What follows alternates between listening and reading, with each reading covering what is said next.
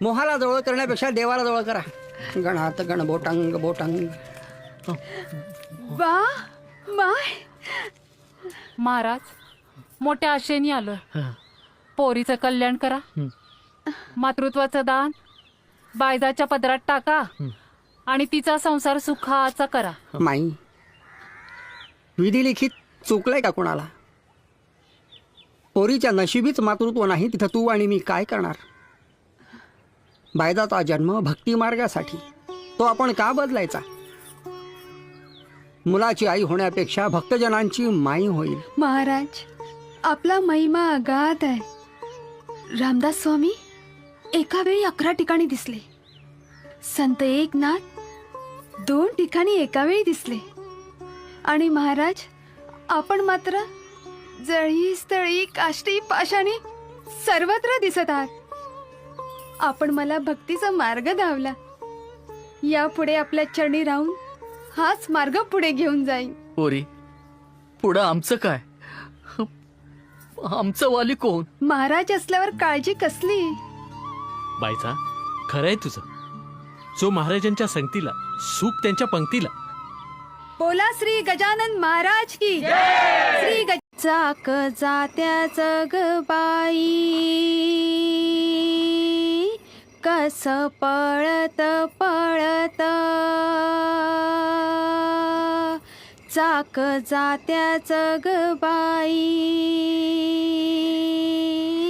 कस पळत पळत माय धरणीचं दूध अस बाळा पायी ग गळत, कस सांगू ग बाई माझ्या कर्माचा भोग. कुस सोन्याची परी कसा दगडाचा योग.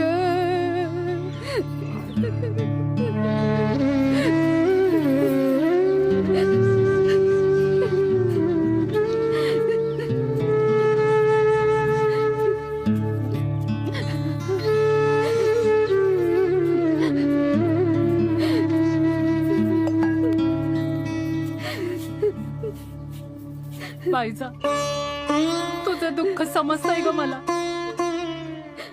पाना फुलांनी भरलेल्या झाडांना फळं येत नाहीत, हा काय त्या मातीचा दोष? पोरी, वैद्याच्या औषधानं तुझा नवरा बरा होईल, तुझी कूच बी भरल आणि तू हा संसार आनंदाने चालल बेटा, आनंदात चालल. पा, हे सारं कळतंय मला. परवांजोटी बायजा म्हणून गाव माझ्या नावानं सिमगा करतंय. त्यासनी आवरू कस? कपाळावर कुकू हाय, पर त्या कपाळावरचं नशीब फाटका, त्याला मी तरी काय करू? बायजा, अगं डोरल्यातलं मनी फुटकं निघालं म्हणून डोरलं फेकून देत नाहीत ग. तू जरा हिम्मत धर. तू सासरी जा बेटा, तू सासरी जा. पोरी, कशाला जीवाले घोर लावून घेत? गजानन महाराज सारं ठीक करेल, ठीक करेल. या बापू या. थांबे शामराव बापू, आता तुम्हीच न्याव करा. ह्या तिरकमच्या मंगापासून माझ्या डोसकं खाऊन राहिला. म्हणते कसा, शिक्षण नाही झालं तर कोणाचं काय ओढते? खरीच गोठ आहे ना. आता माय काय ओढलं? लेकर झाली, संसार झाला, आता माय काय राहिलं? अरे गोठ खरी का खोटी बापू? अबे तर लेका बेळल्या, आपलीच बैल बंडी हकालते लेकाच. बाबू, बापूले बोलू दे, बापूले बोलू दे. अबे 3 बुक शिकेला, 3. आता काय सांगू राजा तुला, 4थी पास झालो असतो तर गावचा पाटील मीच झालो असतो. एका बुकानं पाटीलकी गेली, एका बुकानं. अबे पाणी पे ना, ते पाणी जातो बर पाय. अरे साध्या पाण्या बिगर माणसाचा घा चढते तर हे तर शिक्षण आहे राजा, शिक्षण. खरी गोष्ट आहे एकदम बापू. खरं. अरे वा वा वा वा वा, सुंदर आली वाटते. अबे तले का सुंदरीच्या तुले तर निरा तमाशाच दिसते. अरे तो तमाशा नाही, सत्यशोधक समाजाचा जलसा आहे, जलसा. चला चला चला.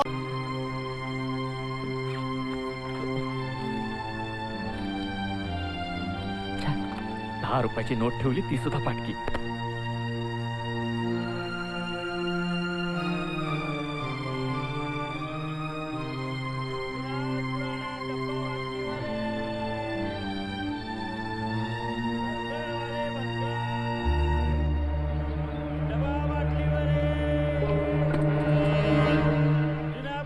सामान भंगारवाले भंगारवाले, भंगारवाले.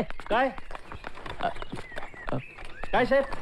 अरे हा डबा याचे किती देणार? याच काय येणार आहे साहेब या भंगाराचं? अरे पण काहीतरी देशील की नाही? 30 रुपये देईन. 30 रुपये. 30 रुपये? बरं दे काय ते. या डब्यात काही नाही ना तुमचं? अरे जे काय असेल ते तुझं घेऊन जा. पैसे दे बाबा. मोजून घ्या. 10, 20. डबा बाटलीवाले भंगार. काय रे, कुठं चोरलाचा डबा? साहेब चोरला नाही डबा, भंगारमध्ये निघाला तो. भंगारमध्ये? होय. अरे हा डबा गोरेगावच्या लाईनीचा आहे. लाल रंग म्हणजे रंगामामा मुकादमाची टोळी. टोळी? हो टोळी. मी केलंय त्यांच्यासाठी काम. त्या टोळीची मालकीन मंजुळाबाई एकदम जाबाज आहे, लय कडक. त्यांचा डबा. मी शपथ घेऊन सांगतो, डब्याला 30 रुपये दिले. हा डबा लागेल तर ठेवून घ्या, तुम्हाला मला पैसे नको. 30 रुपये आणि पुन्हा असा डबा भंगारमध्ये घ्यायचा नाही, कळलं? तर नीट. हो नाही घेणार. भंगार भंगारवाले भंगार भंगारवाले भंगार. डबा भंगारमध्ये घेतला होतास? हो चल चल गाडी. चला चल. भंगारवाला? साहेब भंगारवाला असलं तरी भंगार बोलणार नाही बघा. डबा कुठं आहे सांग. रंगामामा मुकादमाच्या माणसानं माझ्याकडनं डबा घेतला. रंगामामा? पुन्हा मंजुळाबाईची टोळी आहे ती. रंगामामा मंजुळाबाई म्हणजे या प्रकरणात दुसरी टोळी उतरली की काय? त्या डबेवाल्यानं माझ्याकडनं 30 रुपये देऊन डबा घेतला. याचा अर्थ तो डबा जवळपास आहे. रंगामामा मंजुळाबाई दुसरी टोळी आहे, तिचा माग लवकर काढा. Yes boss. 15 ऑगस्टच्या आत आपल्या. हे बघ, मी तुला 10 वेळा सांगितलंय माझ्याकडे जादा पैसे मिळणार नाहीत. मी तुला निमंत्रण दिलं का? तुझा माल माझ्याकडेच विकायला आण म्हणून. या पुसदात 10 कोपऱ्यात 10 व्यापारी राहतात. तसं नाही माय बाप, तुम्हाला सोडून दिला का मॅ माल आज लोक? माय लेकरू बिमार आहे, पाते तापीने कशी फनफन करून राहिली. आता 10 दारात मला काही पाठवू नका बाप्पा, तिची दवादारू करायला लागते. अरे एवढीच लेखीची काळजी आहे तर वेळ कशाला घालवता? हा, मी जो भाव देतो तो घे आणि घेऊन जा लेकीला. पण 50 रुपयात अख्खी बंडी. मग जा धनुष्येटकडे. असं करू नका माय बाप, मी तुमच्या पाया लागतो. माया माल घ्या ना. काय झालं गणपत काका? वकील साहेब सांगा या शेटले माया माल घ्या म्हणून. हो लेकरू आकात करू राहिलं, त्याला दवाखान्यात न्यायला लागते. सांगा त्याले. काय हो शेठजी, काय भानगड आहे? भानगड बिनगड काय नाही, यांनी माझ्याकडे माल विकायला आणला. आता तो भाव मला परवडत नाही, मग यांना जिथं भाव मिळतो तिथं जाऊ यांनी. पण मी म्हणतो याच्यापेक्षा बस्तर माल साहेब 100 रुपये बंडीने गेला हो. आमची सालभराची मेहनत आहे. शेठजी, बाजारात काय भाव चालला तुम्हाला माहितीये का? मला बाजाराच्या भावाचा प्रश्नच येत नाही. यांनी माझ्याकडे माल आणला, आता त्यांना जो भाव परवडतो तो मी देऊ शकत नाही. त्यांनी कुठेही जावं, भारत स्वतंत्र आहे. आवा ही सकू बघा कशी करून राहिली. हे पहा चांडक साहेब. तुम्ही राहू द्या साहेब. शेठ द्या 50 रुपये, सगळा माल ठेवतो. एक मिनिट, तुम्ही का ठेवताय माल? गणपत काका, तुम्हाला पैसे हवेत ना? थांबा.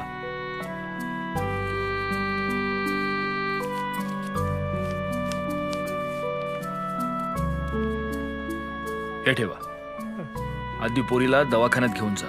आणि योग्य त्या भावातच माल विका. धनुशेठ देतोय ना योग्य भाव, त्याच्याकडे घेऊन जा. अरे थांब गणपत, काय भाव दिला माल? आता 10 दारात जाईन, पण माया मालाले भावच घेऊन दाखवीन.